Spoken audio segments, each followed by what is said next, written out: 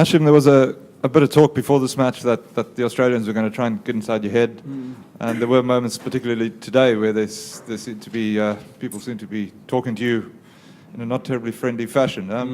Did they get inside your head? I actually found it quite humorous because, I mean, obviously the guys were a bit pumped up, I think, with the thinking that I'd nicked the ball. I guess it is a bit funny when guys get a bit emotional when there's no real need to. So I think I found it a bit funny at the time. But it's part of the game, and fortunately, we just hung in there long enough. So nothing. Michael Clark was in here just now talking about the line and what should not be crossed. The line, was it crossed with you at all, verbally? Well, it's not for me to say. Obviously, the umpires are the guys who make the call. But that kind of thing, is, as you leave it in the umpire's hands. End of the day, I found it a bit funny and just enjoyed the moment, really, because it was quite a nice patch of play, I think, for cricket. Another thing there's been a lot of talk about is the pitch in this game. It didn't deteriorate much, and maybe teams feel a bit cheated out of what they were expecting at the Gabba. What did you make of it? Yeah, as Graham said, I think we kind of anticipated maybe something a bit quicker and maybe a bit more bowler-friendly. But the wicket seemed to flatten out quite nicely, and I think certainly I enjoyed that, and a few other guys in the team enjoyed that. But at the end of the day, whatever surface we get dished up, we try and apply ourselves as best as possible.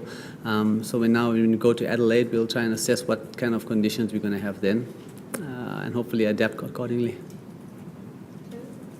Hashim, how do you rate your own bowling, I suppose, and do you expect to do much more in the... Yeah, I was a bit upset with Graham when he took me off. To be honest, I put some work in the nets. I always say I studied the book for the exam, so I was just about writing it, getting into a rhythm. But Graham thought he'll rest me for next game, maybe. Hello. They're saying you're the best batsman in the world now, but observing Michael Clark now, he's perhaps tapping you on the shoulder for that title. Can you describe what you thought how Michael Clark batted and just your assessment? It was a fantastic knock by him. I have said before, I'm definitely nowhere close to being the best batter in the world. Certainly Michael's probably up there, and quite a few other legends of the game. But he was a fantastic knock by him, as I said, and as Graham alluded to, he played positively and put our bowlers under pressure. A couple of things, we could have done a bit better, but all credit to him. He was a top knock.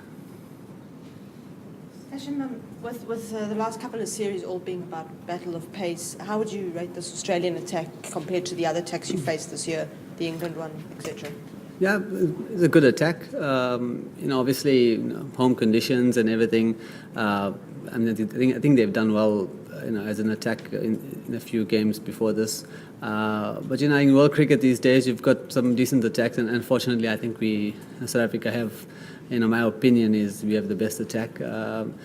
In Australia and England are also up there. It was a good challenge for everybody. And as the wicket deteriorated a little bit, it kind of proved, you needed a bit of metal at the end there just to see the game through.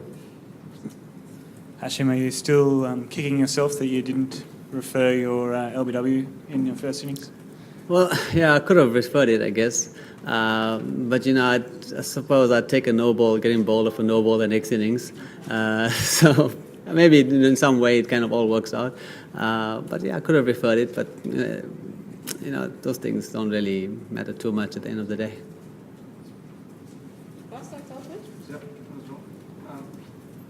Hashim Amla de Villiers, since he became the Test wicketkeeper, he's batting, whether that's the reason or not, but he's just getting starts and not kicking on. But today in the second innings, a different kind of effort was required, and batted for more than 2 hours for that 29 not out. Do you hope that he's maybe turned a corner now?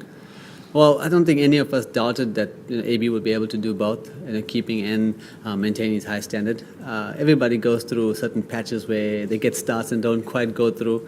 I think he kind of maybe went through a short patch like that, but I have full belief that AB's, he's such an awesome player, and when he gets starts, usually he carries on. But there was just a short patch, and hopefully in the games to come, and hopefully in the years to come, if he just still decides to be keeper, that he'll maintain both kind of standards.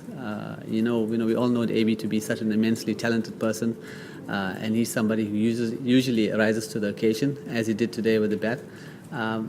So I believe he will come good.